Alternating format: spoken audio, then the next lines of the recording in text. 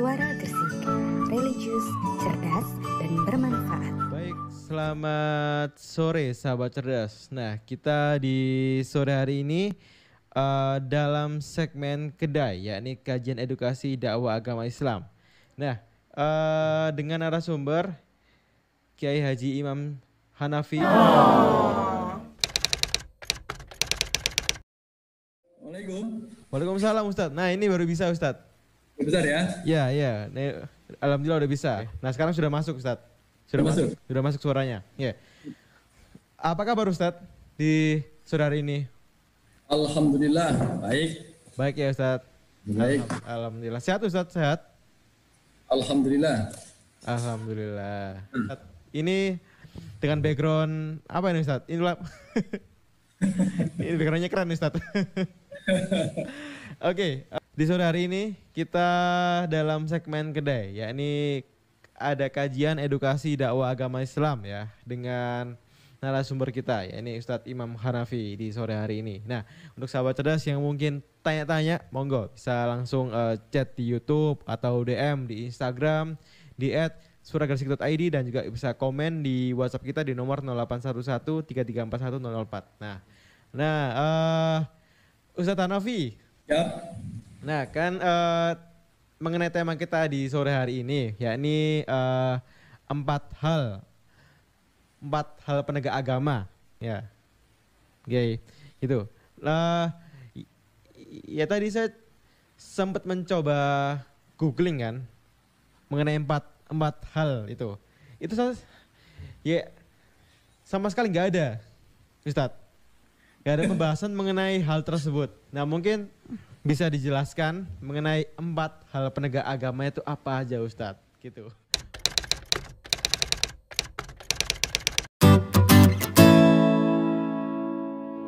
Monggo di sore hari ini saya serahkan ke Ustadz Imam Hanafi. Monggo Ustadz. Apa ini? 5 jam dah ini. Ini 1 jam Ustadz. Assalamualaikum warahmatullahi wabarakatuh. Waalaikumsalam warahmatullahi wabarakatuh. Alhamdulillah.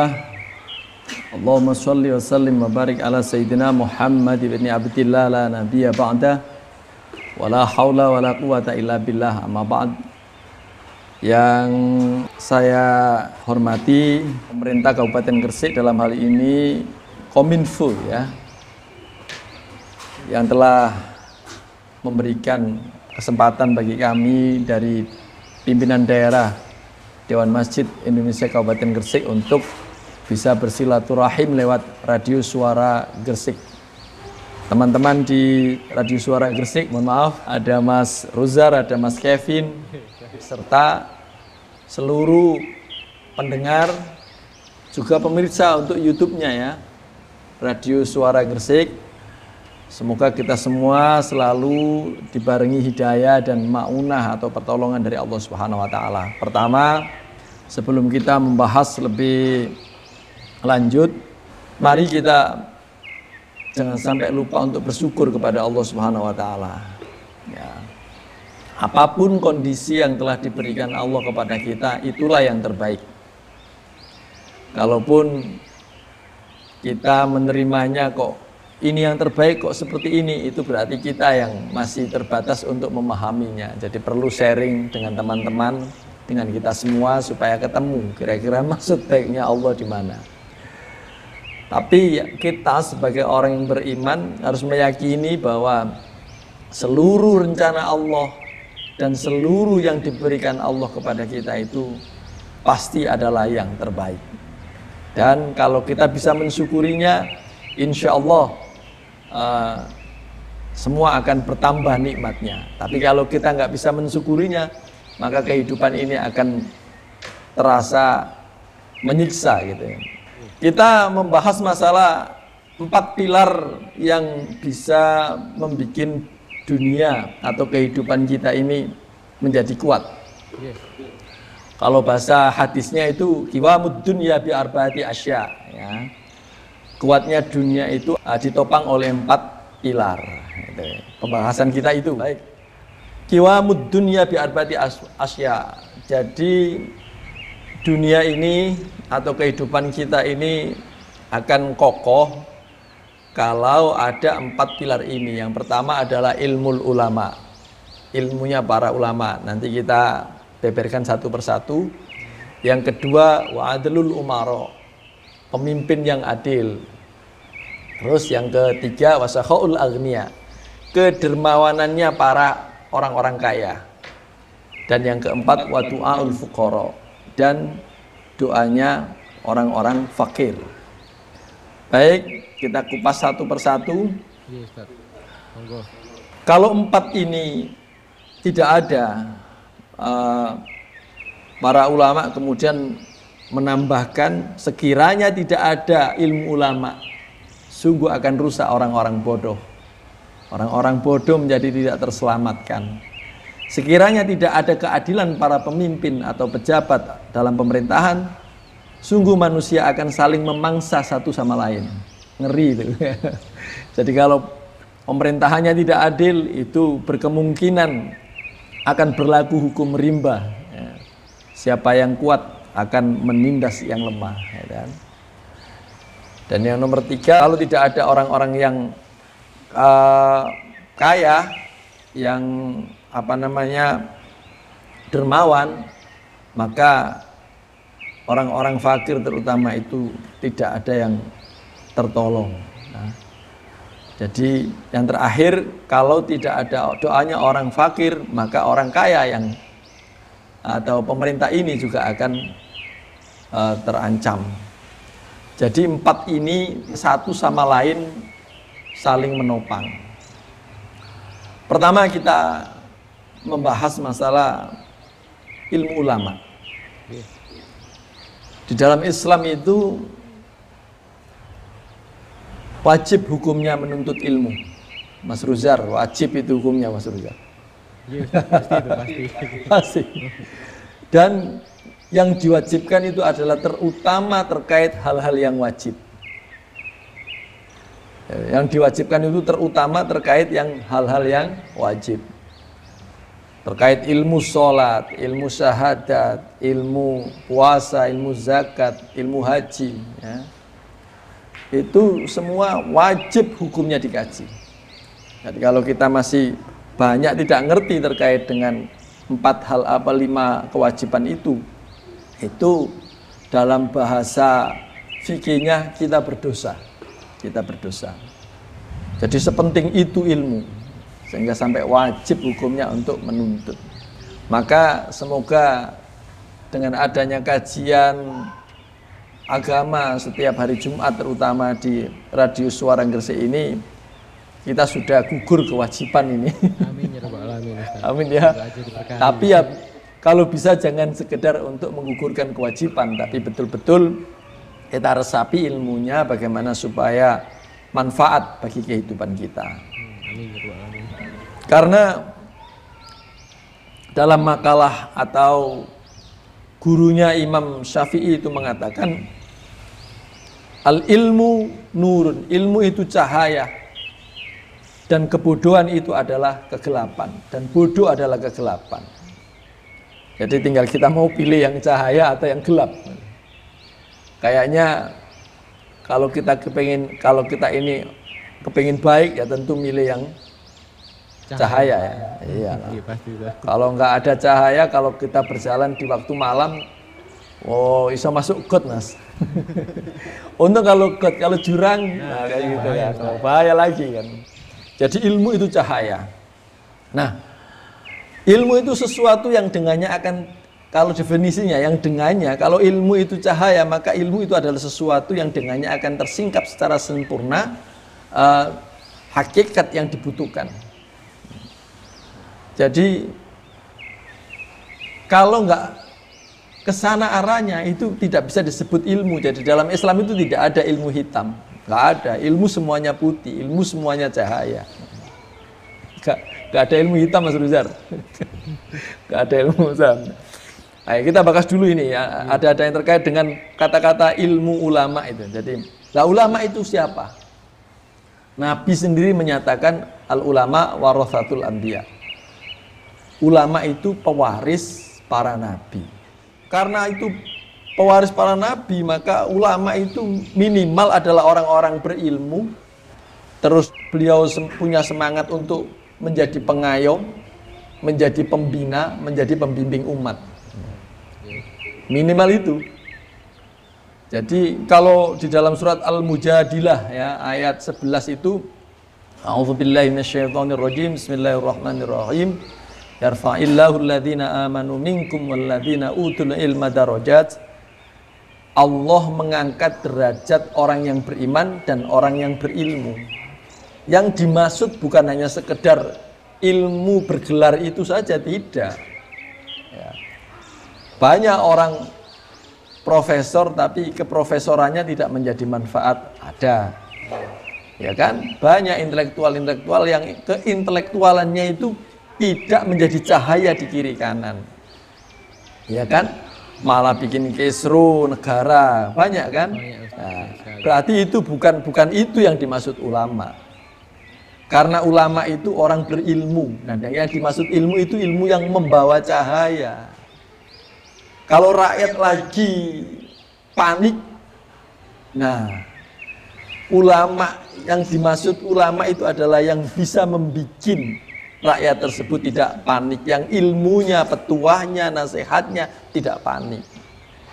Ya, semoga kita tidak termasuk orang-orang yang sekarang kalau kita main YouTube itu kan nggak terbendung ya Pak Mas Rizal ya, nggak terbendung kan. Yang bisa membendung ya kita sendiri. Ketika kita nggak bisa mengkontrol nafsu kita sendiri, ya banyak orang ngomong asal ngomong malah bikin gaduh, ya kan?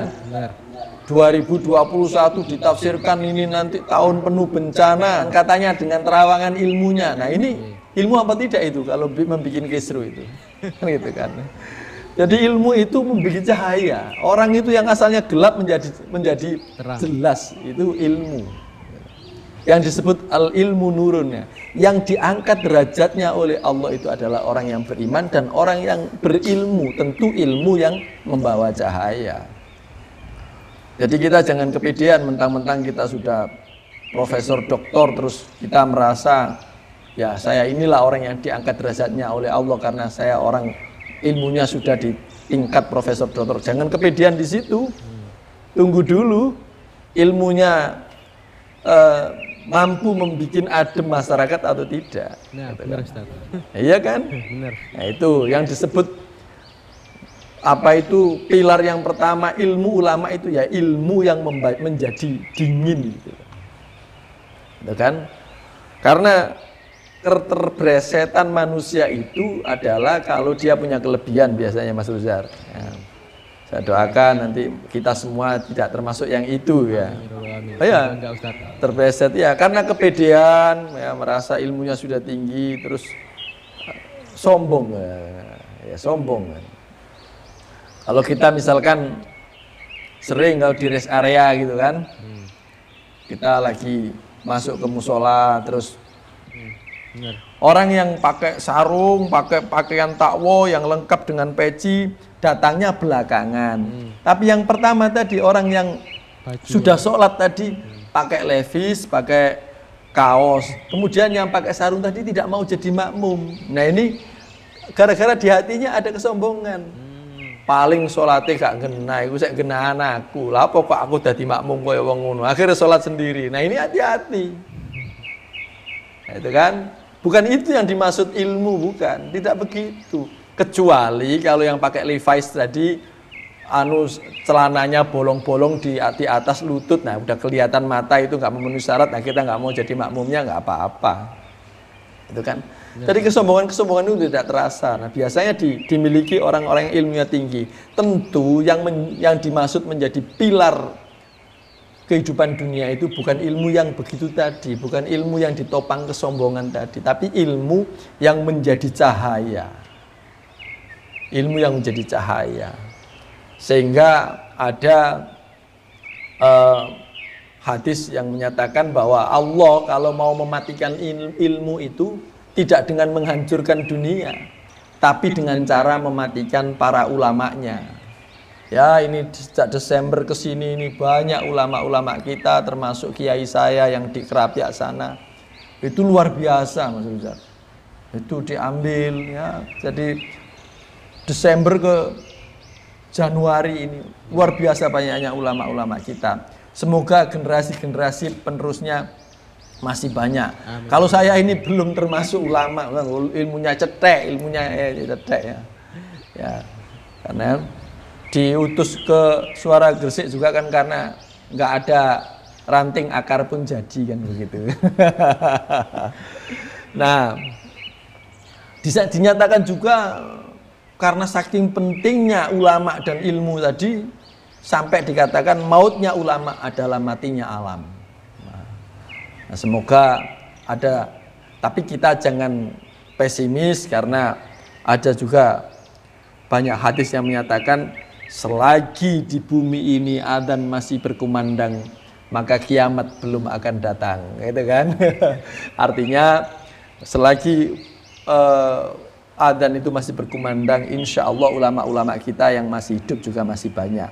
Semoga anak cucu kita juga nanti termasuk menjadi para ulama penerus sesepuh yang sudah meninggalkan. Amin. Baik, yang nomor 2. Ya, Imam Malik bin Anas, salah satu madhab, ini juga wali ya. Beliau menyatakan ilmu adalah cahaya hati. Ilmu adalah cahaya yang Allah Azza wa Jalla masukkan ke dalam hati seseorang hamba. Bukan semata-mata dengan banyaknya riwayat yang berhasil dikumpulkan. Artinya sama dengan yang kita bahas tadi. Jadi ilmu itu adalah yang menjadi cahaya, baik bagi pemiliknya maupun bagi kiri kanan. Tidak memandang pangkat, tidak memandang titel, itu. Tapi sebesar apa cahaya yang ada dalam hati dan sebesar apa dia bisa memanfaatkan. Nah, itulah ilmu. Itu yang disebut, yang diungkapkan oleh Imam Malik bin Anas. Ya. Yang kedua, pilar yang kedua adalah adilnya pemimpin. Mas Ruzar perlu kita tahu bahwa lawannya adil itu dolim. Ya. Kalau dolim itu wad'us syai' fi ghairi mahallih, meletakkan sesuatu tidak pada tempatnya. Maka yang disebut adil itu adalah meletakkan sesuatu pada tempatnya. Nah, tapi ada hadis yang mengatakan bahwa setiap kita adalah pemimpin. Kullukum ra'in wa kullukum mas'ulun an ra'iyatihi. Sampean semua itu, masing-masing kita ini adalah pemimpin. Dan kita akan dimintai pertanggungjawaban tentang kepemimpinan kita itu. Tentu adil secara pribadi, adil secara dalam keluarga, adil dalam bersosial. Tapi yang dimaksud di hadis ini, yang pilar adilnya pemimpin ini, adil maksudnya itu adalah pemimpin yang pemerintah itu, yang diberi amanat itu. Jadi di sini gaduknya gitu, gaduknya antara ulama dan umaro. Ulama itu ya ulama yang misalkan yang ahli agama, dan umaro ini ahli dalam memimpin negara, memimpinnya lah. Ini kalau kerjasamanya api, enak mas. Misalkan yang menentukan hukum ini haram, ini boleh, ini tidak boleh, itu yang tahu adalah ulama. Kemudian ulama tanpa disupport oleh pemimpin, khutbah sampai berbusa-busa, pidato sampai berbusa-busa untuk menyetop misalkan praktek prostitusi, ya nggak akan mumtaz, nggak akan kuat. Kalau hanya pidato saja, kalau hanya memahamkan ini, tanpa adanya kebijakan dari pemerintah. Nah, apa yang ditemukan ulama kemudian disupport dengan kebijakan dari pemerintah. Pemerintah membuat peraturan, kalau melanggar ini nanti sanksinya seperti ini, tegas dijalankan bareng-bareng. Ulama yang menjelaskan ilmunya, pemerintah yang bikin aturan. Nah, ini keren, gitu kan. Tapi sekarang banyak yang tumpang tindih. Kadang-kadang ulama menjalankan fungsi pemerintah, pemerintah menjalankan fungsi ulama. Tidak pada fungsinya masing-masing. Ya bisa sih bisa, tapi tentu nggak pas karena memang semuanya ada fungsinya masing-masing dan harus bersama-sama, harus kerjasama, gitu kan. Jadi Kalau adilnya pemerintah itu ya menjalankan amanat pemerintah secara total. Secara total. Nah, kalau kita kembalikan kepada agama, yang dimaksud secara total itu adalah memegang asas iman dan takwa secara total. Jadi sih nggak ada tipu-tipu, nggak ada pencitraan, nggak ada kebohongan, jujur gitu, kuat. Gitu. Itu pasti kuat. Sekarang orang yang jahat itu kan sudah tertata, terorganisir luar biasa ya. Misalkan contoh narkoba.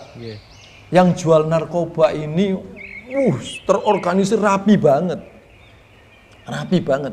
Kalau dia ketangkap, bagaimana ini nggak ketangkap? Itu sudah ditata betul. Kalau dia ketangkap, bagaimana anak-anaknya nanti di cover oleh yang ini, itu tertata betul.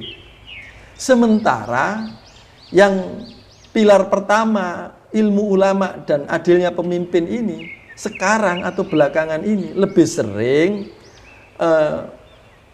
semangat di saat secara simbolis gitu.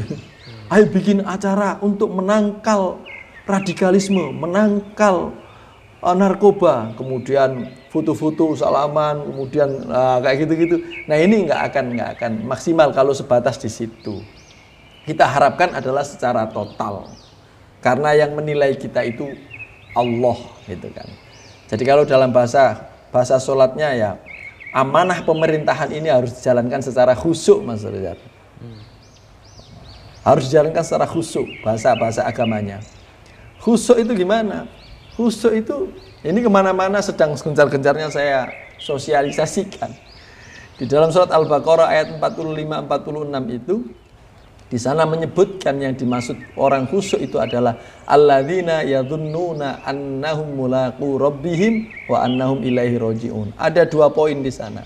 Orang khusyuk itu adalah yang meyakini bahwa kemana saja itu bertemu Tuhan.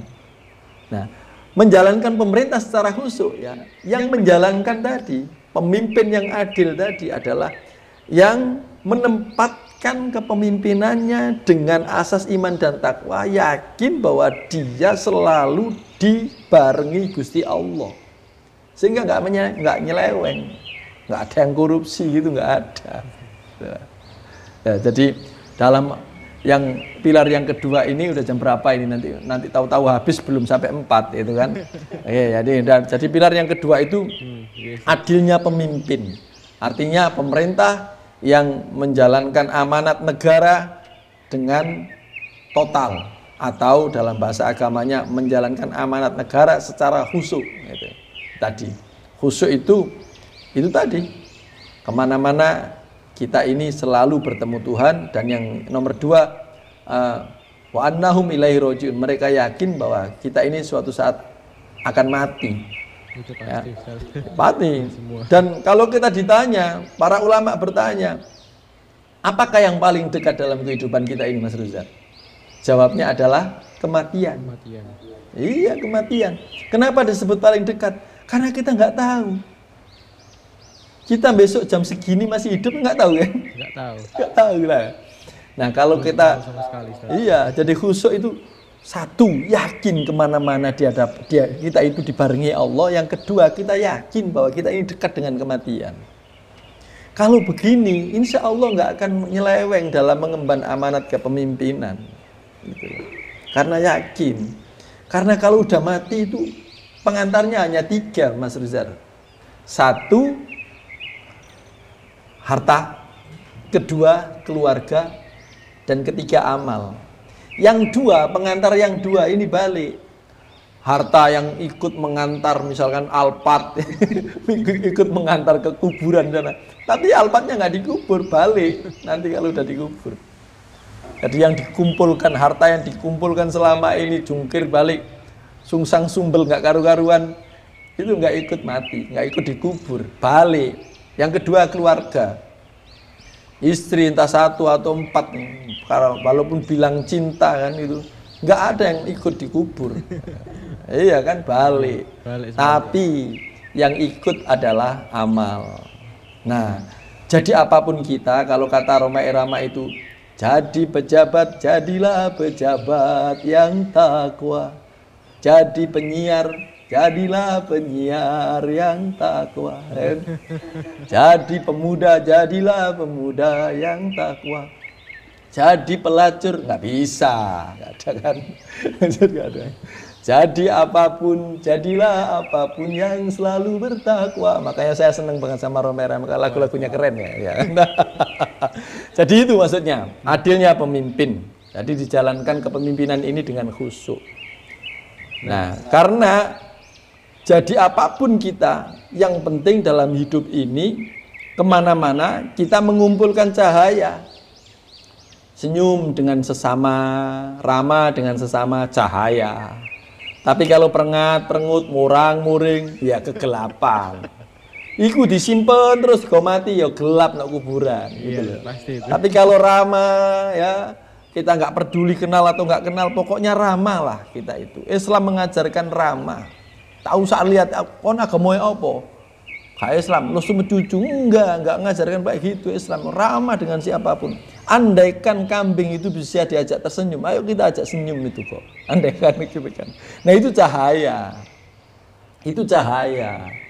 Kita siaran begini juga nawai itu mencari cahaya. Semoga nanti jadi amal kita nanti di akhirat menjadi cahaya kita. Gitu. Karena itu yang kita bawa, yang enggak ikut balik itu. Kalau harta ikut balik, keluarga ikut balik. Nah itu. Nah kalau kita sadar betul kayak gitu, maka menjalankan kepemimpinan juga insya Allah dengan adil. Nggak ada penerapan hukum tebang pilih, ya. Tumpul ke atas, tajam ke bawah, nggak ada kayak gitu. Oke, sekarang yang ketiga, kedermawanan agnia. Jadi ini orang sugih sing dermawan. Kan banyak orang kaya nggak dermawan, dipek dewi gitu kan. Lali kudunya ini sopo gitu kan. Padahal hadis sudah menyatakan mana kosomalun min sodakoh bal yazdad. Harta itu kalau disedekahkan itu nggak malah berkurang, tapi akan selalu bertambah. Diulang 3 kali oleh Nabi. Yang jamin Nabi sendiri. Luar biasa. Nah, kalau kita orang Islam, di dalam agama kita, insya Allah di agama yang lain juga ada. Saya pernah diskusi itu di agama lain juga ada. Tapi kalau kita ini orang Islam, di sana ada zakat. Jadi sudah banyak di lingkungan kita itu orang yang dermawan. Hanya saja tidak di manage secara tepat, sehingga kocar kacir. Ya, kadang-kadang saya lihat aja kalau di GKB itu pagi-pagi gitu kan. Banyak orang yang bawa vario, bawa bungkusan nasi gitu kan. Lah orang satu itu kadang-kadang dapat nasi sampai 7 bungkus. Nah itu kan begitu. Padahal di sisi lain ada yang nggak dapat sama sekali. Nah, itu baru nasi itu. Nah itu bukti bahwa penanganan zakat ini kurang maksimal. Padahal pemerintah itu sudah mengakomodir terkait zakat ini, bahkan sudah ada undang-undangnya, sudah ada peraturannya, diakomodir. Bahkan pemerintah juga mengancam siapa yang menangani zakat tanpa SK dari Basnas itu bisa dipenjarakan. Iya. Ya kan? Dulu pernah ngobrol dari zakat ya? Ya dari Basnas ya kan? Iya, mengenai zakat dari Basnas. Ya, sayang belum maksimal. Padahal kalau maksimal itu tidak ada orang Islam yang miskin, nggak ada. Ya. Karena kalau kita nggak bisa mengandalkan negara, mas, titik-titik kan kadang-kadang kita itu minta bantuan negara. Negara itu hanya bisa mengcover kebutuhan sosial itu hanya sekitar 3 atau sampai 4% saja untuk mengcover kebutuhan sosial itu. Ya. Nah kalau kita melihat potensi zakat di Indonesia ini, dari zakat perusahaan, zakat peternakan, pertanian, uang, dan penghasilan itu, data tahun 2020 itu potensinya itu 223,4 triliun, mas. Potensi zakat itu kalau dikelola. Nah, sekarang yang berhasil dikelola itu baru 5%, sehingga hanya ada uang yang dikelola itu baru 11 triliunan. Padahal kalau 223 triliun tadi tercover, kita bisa orang Islam punya rumah sakit gratis, pendidikan gratis ada. Itu bisa, mas. Nah, kenapa kok belum bisa terkelola? Ternyata penyakitnya itu minimal ada dua kalau kita simpulkan. Satu, validitas data.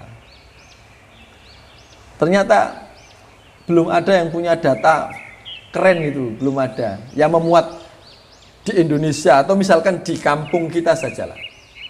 Sing suge, sing layak memberikan zakat itu berapa?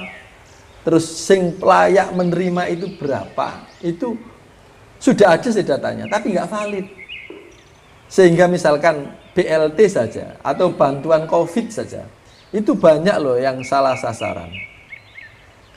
Orang yang janda tua, sebatang kara nggak dapat. Sementara orang yang di rumahnya itu sepeda motornya ada lebih dari satu malah dapat. Nah itu kan berarti pendataan yang kurang maksimal. Nah ini kenapa kok belum maksimal? Ternyata ada penyakit, terkena penyakit ingin besar sendiri-sendiri. Las ini, organisasi ini ingin besar sendiri, nggak mau jadi satu leb gitu loh. Kalau mau jadi satu, datanya valid, nah akan terbentuk seperti pemerintahan waktu Umar Abdul Aziz kalau tidak salah. Umar Abdul Aziz itu datanya valid banget. Sopo sing miskin, sopo sing duwe, sopo sing kaya. Sehingga jelas ini perlu dibantu apa, itu perlu dibantu apa. Siapa yang berhak membantu itu sudah valid. Sehingga Umar Abdul Aziz pernah membuat sayembara. Silakan berjalan di pemerintahan saya ini. Temukan kalau ada satu saja orang miskin yang kau temukan, akan aku kasih hadiah 500 dinar atau berapa waktu itu. Saya pernah baca itu, saya kok lupa-lupa ingat.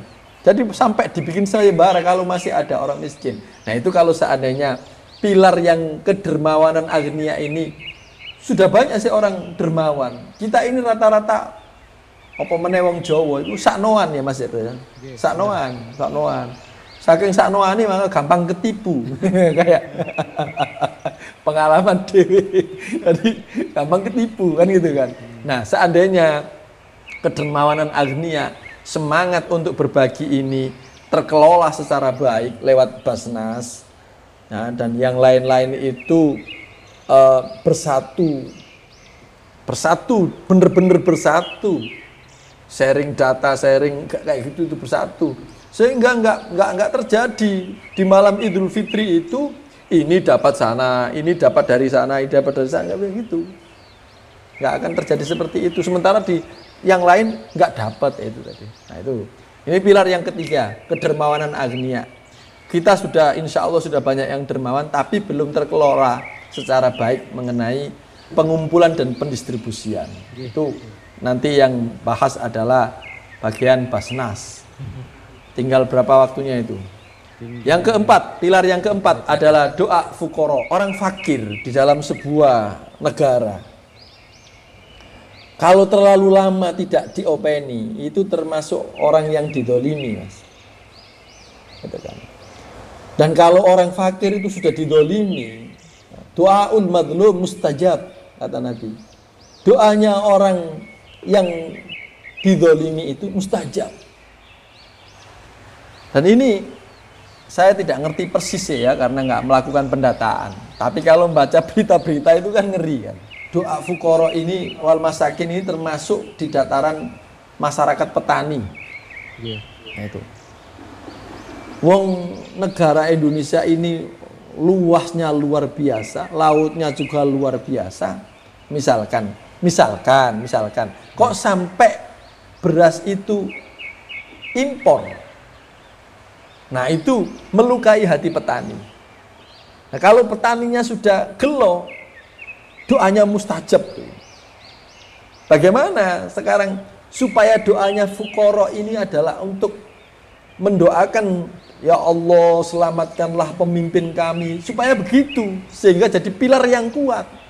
Tapi kalau petani ini berdoa kurang ajar, misalkan itu, aku petani sampai koyo ngene ibae, sing tak dol malah murah terus njupuk teko luar negeri, kurang ajar. Maka pilar yang ini nggak tercover, akhirnya nggak kuat rasa gitu ya. Jadi hidup di dunia ini Kalau pilarnya itu tadi ilmu ulama, cahaya dari ulama tadi betul-betul ada. Semuanya sudah ada Mas, tapi tinggal perlu kesungguhan. Tinggal perlu kesungguhan. Jadi kan cahaya dari ulama ini betul-betul ditebarkan, kemudian keadilan pemerintah ini betul-betul ditegakkan, kemudian orang-orang yang dermawan ini betul-betul mau mensedekahkan hartanya, penghasilannya, keuangannya, kemudian orang fakir ini betul-betul berdoa yang baik untuk pemerintah. Nah, supaya berdoa yang baik itu bagaimana tadi? Jangan sampai orang fakir ini tidak teropeni, gitu kan? Tercover ya, Ustaz. Tidak teropeni. Nah itu kalau teropeni doanya jadi baik. Kita coba Mas, kadang-kadang nyetir mobil ada orang tua minta kita kasih 1000 itu doanya luar biasa. Saya doakan sampai yang sukses, barokah uripe, selamat, sehat, padahal 1000. Itu kan maksudnya doa fuqara kalau diopeni doanya juga bagus gitu. Sementara kalau nggak teropeni gitu kan, ya itu tadi bahaya doanya mereka itu. Doaul mazlum mustajab. Banyak sebetulnya ini di kalimat yang bawah ini Mas, di kalimat ini. Kalau sampai orang fakir itu waba'al fakir dinahu, menjual agamanya ya, di dunia dengan kepentingan dunia. Maksudnya karena nggak diopeni, kemudian dia sampai merelakan agama, dan ini sudah banyak yang ba'al fakir dina ini karena nggak dapat makan. Karena ada di hadis lain itu, ya Jabir kiwamu hadi dunya bi arba'ah. Hei Jabir, kata Rasul, berdirinya dunia ini dengan 4 hal ya. Alimul yasta'milu ilmah, orang alim yang mengamalkan ilmunya. Wajahilun la yang ayat ta'allam, orang bodoh yang tidak malas untuk belajar. Wa ghaniyun jawadun bi ma'rufi, pokoknya intinya itu orang sugih sing dermawan. Wa fakirun la yabi'u akhiratahu bidunya ghairihi, dan orang fakir yang tidak menjual agamanya karena sudah terpaksa dengan urusan dunia, urusan mangan, urusan supermi. Maka tsumma qala amirul mukminin fa idza katamal alim al ilma ahlahu, kalau orang alim sudah tidak mau menerapkan ilmunya, punya ilmu sedikit dijual terlalu mahal, kan ada sekarang. Mohon maaf saya itu gimana ya, mau ngomong juga itu kok gimana gitu kan. Sekolahan sekarang itu kan nggak kayak zaman dulu Mas. Pesantren itu kalau ada orang nakal digandoli bener sama kiainya, jangan sampai pulang. Digandoli bener, sampai bener baru boleh pulang. Sekarang tidak, kalau ada orang nakal dikeluarkan. Dalilnya biar nggak nulari yang lain. Nah ini kan udah kata mal alim al ilma ahlahu, sudah menyembunyikan ilmunya. Wazahal jahil fi ta'allum, dan orang bodoh sudah malas untuk mencari ilmu karena alah sing alim yang ngono, kayak gitu kan. Akhirnya sing bodoh malas. Wa bakhilal ghaniyu bi ma'rufihi, dan orang bakhil, orang sugih malah enggak dermawan, dan orang fakir menjual agamanya tadi. Maka apa yang terjadi, kata Rasul, halal bala wa adumal iqab, maka bala akan datang bertubi-tubi, wa adumal iqab, dan akan ada siksa yang pedih. Nah, sekarang musibah-musibah ini jangan-jangan terkait dengan ini Mas, itu kan, pendidikan mahal, nggak terjangkau sehingga sing bodoh tambah bodoh, ya kan? Wong sugih gak mengcover ya. Kemudian wong fakir karena nggak tertolong-tolong akhir ditolong agama lain sehingga pindah agama, maka kemudian halal bala wa adumal iqab. Ini hadis Mas, luar biasa.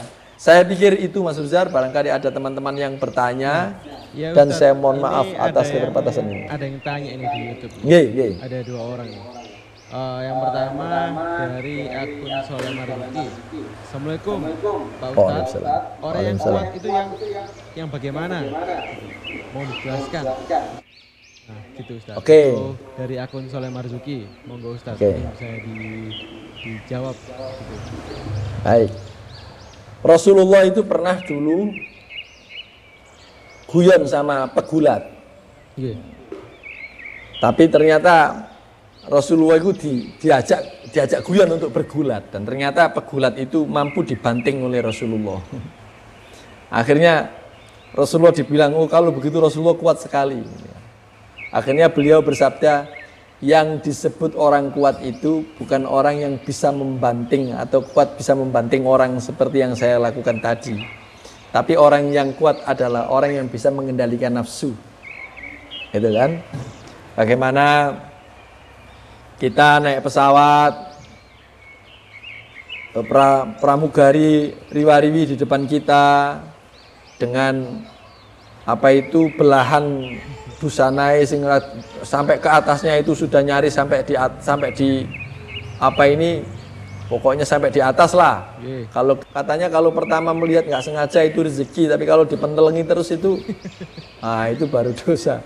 Nah, kita tahu, oh terus nggak kita ikuti, nah itu orang kuat. Kita misalkan buka HP, tahu situs-situs, apalagi kalau saya perhatikan itu di Twitter itu banyak sekali apa itu prostitusi online gitu kan. Kita tahu, misalkan kita tahu, tapi kita betah nggak buka, betah nggak mengikuti mereka, nggak memfollow misalkan. Nah itu juga termasuk orang kuat. Kita digoda teman, sudah layak mestinya itu kita marah, tapi kita masih bisa menahan diri. Nah itulah. Jadi yang disebut orang yang kuat itu adalah orang yang kadhiminal ghaid. Bahkan kadhiminal ghaid itu termasuk ciri-ciri orang yang bertakwa, yaitu orang yang mampu mengekang hawa nafsu. Ya. Udah kepengen banget tidur sama wanita, tapi istri sedang nggak berada di samping, ya nunggu nanti walaupun 3 hari lagi baru ketemu, ya nunggu sampai 3 hari itu ditahan-tahan. Nah itu kuat itu. Tapi kalau kemudian istri jauh, tinggal calling misalkan gitu kan, sekarang gampang sekali ya. Kok Pak Hanafi tahu? Ya tahu lah, wong main. Tapi kalau jangan dituduh saya pelaku loh ya, dosa. Enggak, saya membuktikan. Jadi biar tahu, oh iya bener ada kayak gitu loh. Emang ada. Kayak gitu. Itu jadi orang kuat itu adalah orang yang mampu menahan nafsunya. Lalu Ustaz, ini yang terakhir Ustaz, ada lagi dari Safikwi Indrawan Ustaz. Mengenai ciri-ciri seorang pejabat atau pemimpin yang zolim itu bagaimana Ustaz? Seorang pejabat yang zolim. Itu yang zolim. Iya Ustaz, yang zolim. Bagaimana Ustaz itu? Ya, zolim tadi definisinya, zolim itu adalah meletakkan sesuatu tidak pada tempatnya, mengakomodir orang-orang yang sudah kaya, sementara yang tidak kaya tidak diakomodir, malah diremehno kan gitu. Itu zalim itu. Itu zalim. Atau misalkan kalau terkait dengan kepemimpinan misalkan di dalam sebuah kantor misalkan. Terus di situ ada beberapa kandidat yang mau diletakkan di sini. Ada beberapa orang yang secara kemampuan gitu mumpuni dan bisa. Ini bisa. Tapi ternyata si pemimpinnya tadi tidak menempatkan orang yang mumpuni tadi, tapi menempatkan orang yang nggak bisa, tapi bisa bayar. Nah itu zalim. Ya kan? Karena kita itu menjadi pelayan rakyat. Itu mestinya ya supaya bisa melayani secara maksimal. Kalau tidak meletakkan orang yang mumpuni karena mereka nggak bisa bayar, dan meletakkan orang yang tidak mumpuni karena mereka bisa bayar, ini jelas nanti efeknya masyarakat tidak terlayani secara maksimal. Itu zalim, wad'us-sayf fi ghairi mahalli. Zalim. Kalau dalam penerapan hukum Ya itu tadi, kalau kepada yang atas tumpul hukumnya, tapi kalau kepada yang bawah landepi gak karu-karuan, gitu kan? Nyolong mangga itu dihukum, gitu kan? Sementara yang korup bermiliar-miliar nggak segera ditangkap, misalkan, nah itu dolim. Misalkan loh ya, misalkan nanti dianggap aneh-aneh. Itulah Mas. Jadi intinya yang dolim itu kalau sudah tidak menempatkan sesuatu pada tempatnya. Memasang pejabat yang tidak sesuai dengan keahliannya, akhirnya apa yang dijabat tadi morot-marit, nah itu dolim juga. Ustadz, ini kita sudah 1 jam ya ngobrol mengenai 4 hal penegak agama.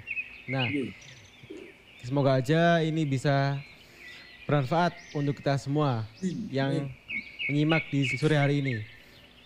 Oke, ya Ustadz, saya ucapkan makasih banyak Ustadz atas ilmu di sore hari ini yang sudah Ustadz sampaikan. Ya semoga ini bawa berkah untuk kita semua. Amin, amin. Amin ya rabbal alamin. Amin. Oke Ustadz, sampai jumpa di segmen kedai berikutnya ya Ustadz. Di hari Jumat sore pukul 4 sampai pukul 17. Sampai jumpa di minggu depan Ustadz. Baik, saya pamit dan Ustadz Imam Hanafi pamit. Wassalamualaikum warahmatullahi wabarakatuh. Waalaikumsalam warahmatullahi wabarakatuh. Makasih Ustadz, makasih banyak atas ilmu di sore hari ini.